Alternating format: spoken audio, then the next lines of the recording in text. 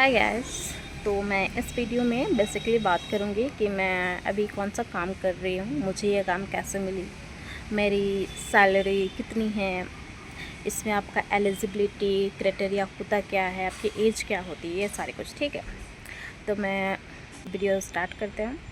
तो मैं अभी जो काम कर रही हूँ ना, एज अ इनविजिलेटर, आपको पता होगा निरीक्षक, राइट।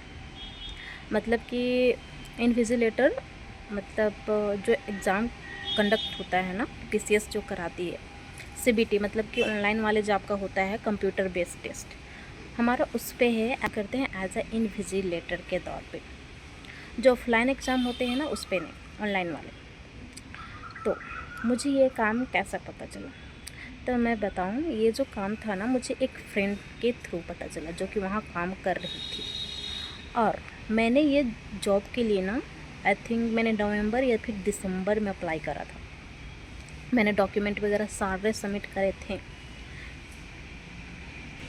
फिर अभी मेरा जाके जॉब हुआ है इस मई पे, तो बहुत समय लगता है। अगर आपके अच्छे खासे कोई सीनियर है ना वहाँ काम कर रहे हैं तो ये प्रोसेस आपका जल्दी होता है। ये हुआ तभी मैंने क्या क्या कवर करा कि मैं कौन सा काम करती हूँ और मुझे ये काम कैसे मिला। ठीक है, तो रही बात अब एलिजिबिलिटी की।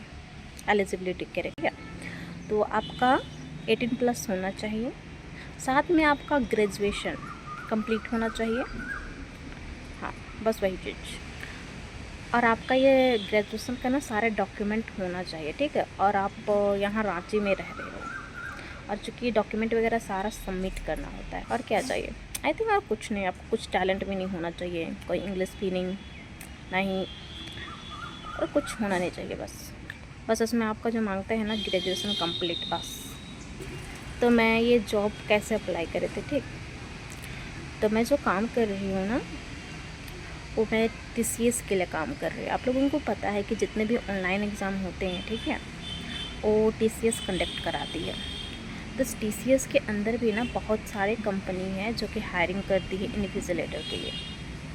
तो मुझे जो कंपनी हायरिंग करी है ना उसका नाम है एविंग,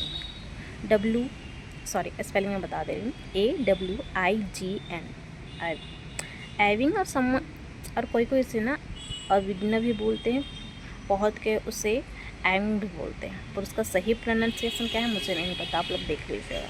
इसमें जो आपका काम है ना वो परमानेंट काम नहीं होता है, ये हमारा है गिग वर्कर, मतलब कि जब एग्ज़ाम होंगे तब हमारा काम होगा।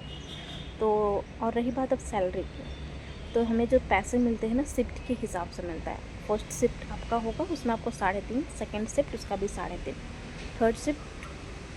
थर्ड शिफ्ट मैं अभी नहीं बता पाऊँगी गैस, ठीक है, लेकिन पर शिफ्ट 350। तो होता क्या है ना, अगर आप 2 शिफ्ट कर रहे हैं आपको 700 मिलेंगे, अगर आप 3 शिफ्ट कर रहे हैं तो ओनली 800।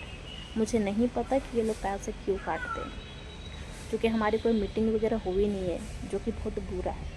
ये अच्छा लगता है पता है कि जब आप कोई कंपनी ज्वाइन कर रहे हैं तो एटलीस्ट जो वहाँ का स्टाफ है उनसे थोड़ा इंट्रोड्यूस हो जाए, आपके कौन सीनियर है, ताकि कुछ गलत हो ना तो उनके पास जाके कंप्लेन कर सकते हैं, जो कि इसमें हुआ नहीं था और मुझे बहुत बुरा हुआ। मैं आपको बाद में बताऊंगी कि इसके कारण मुझे दिक्कत भी फेस करनी पड़ेगी वहाँ जाके।